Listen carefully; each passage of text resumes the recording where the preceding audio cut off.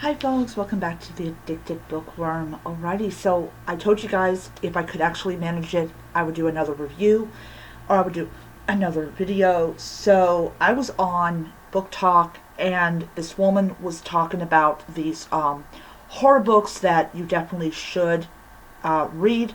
And this was one of them. This is called Ring Shout. I cannot pronounce the man's name, but his last name is Clark. He is a fantasy author because he has a couple of several fantasy books. So what if the Ku Klux Klan were actually demons? And I was like, yeah. So this book takes place during Prohibition. You can tell it takes place during Prohibition because at the very end of the book, they talk about Prohibition officers coming in, and these people don't care about the color of your skin. If you're trafficking booze, you're going to get arrested. So anyways, before we know takes place during Prohibition, it is basically about these group of delightful characters that are hunting down these people who basically have allowed their souls to be infected by these demons. And basically it all happens because of a book. Sorry, not a book, sorry. Actually, it was based on a book. I did not know that. But it's called a movie called Birth of a Nation, and how basically it was created by these sorcerers and witches, dark witches. Not going to offend modern day witches, and that they used this to basically do what they were doing. So there's a lot of emphasis on magic being done for all the wrong reasons, and essentially in this world, which is a little tiny bit ridiculous, I do say that, but I still gave it 5 stars, that motion pictures are basically spells. I get kind of reminded of a certain movie I watched, like, I think it was maybe 15 years ago, or maybe a little more than that, I don't really remember, about magic and magic in the United States and everything like that. So their job is to try to prevent basically this giant spell or giant ritual from being completed, so that essentially they can take over the entire world and bring true terror to the people of Earth. Yeah, it's just, gotta do that,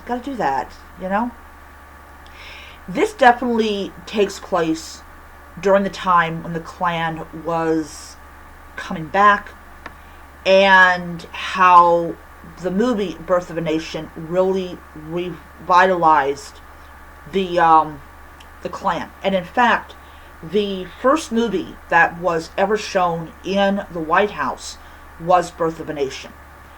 And in this book, it's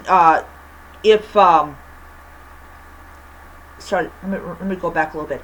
In this book, anybody that has power sees the movie, not realizing what it actually is, which I thought was interesting, because you got people that are watching the movie just assuming it's a movie, and it turns out to be something that essentially sucks their souls out. Another thing that's interesting, and I don't really think that the white folks in this book knew what they were eating, but apparently they like to feed white people human flesh. I am pretty sure the people there did not sign up for that. Just a thought. Like, what normal person, I don't care your skin color, signs up to eat human flesh? Which is probably why the feds took it. Because they wanted to see if it was animal meat instead of it being the other kind of meat.